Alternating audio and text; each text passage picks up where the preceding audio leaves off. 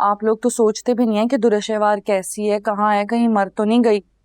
तुमने कुछ कहने सुनने के काबिल कहाँ छोड़ा है। बस कर दे अम्मी, जब भी आपको फोन करती हूँ ना ऐसी जली कुटी बातें सुना के मेरा दिल जलाती रहती हैं और मुझे ही मुजरिम होने का एहसास दिलाती हैं, जैसे मैंने अपनी जिंदगी में अपना हक इस्तेमाल करके पता नहीं कौन सा बड़ा गुनाह कर दिया है। और एक तरफ आपका बेटा है जो आपकी बहू को 5 स्टार होटल में लंच करा रहा था, बीवी के सामने हीरो बनने के चक्कर में मुझे कहता है कभी सामने आ जाओ ना तो सामने मत आया करो मेरे। ऐसा क्या कर दिया है मैंने? दुरे शहवार, इन बातों को छोड़ो, ये बताओ कि कॉल क्यों की। ऐसे ही बस बोर हो रही थी, सोचा आपको फोन कर लूं। आप क्या कर रही थी? मैं बाहर गई थी। कहाँ गई थी? आज निकाह की तकरीब थी। किसका निकाह? हमारे खानदान में तो कोई बचा नहीं है निकाह वाला। वलीद का निकाह था। वलीद कौन? और कितने वलीद?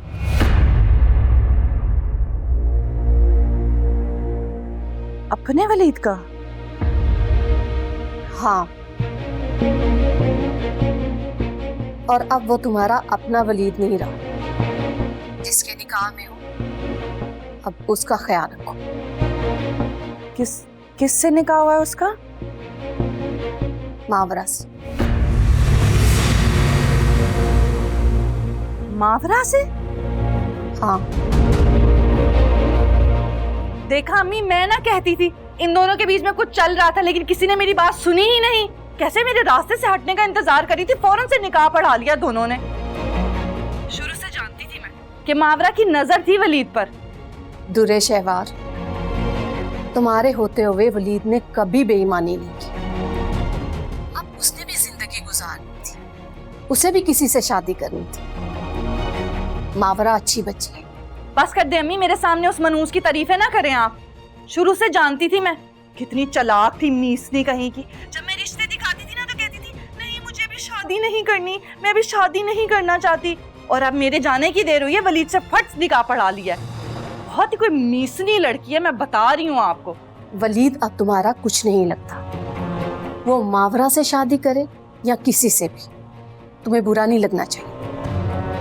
सच तो ये है कि तुमने हीरे जैसे इंसान की कदर नहीं की। बस कर दें अम्मी, बस कर दें। गलती कर लिया आपको फोन करके। अल्लाह हाफिज। वलीद और मावरा की शादी?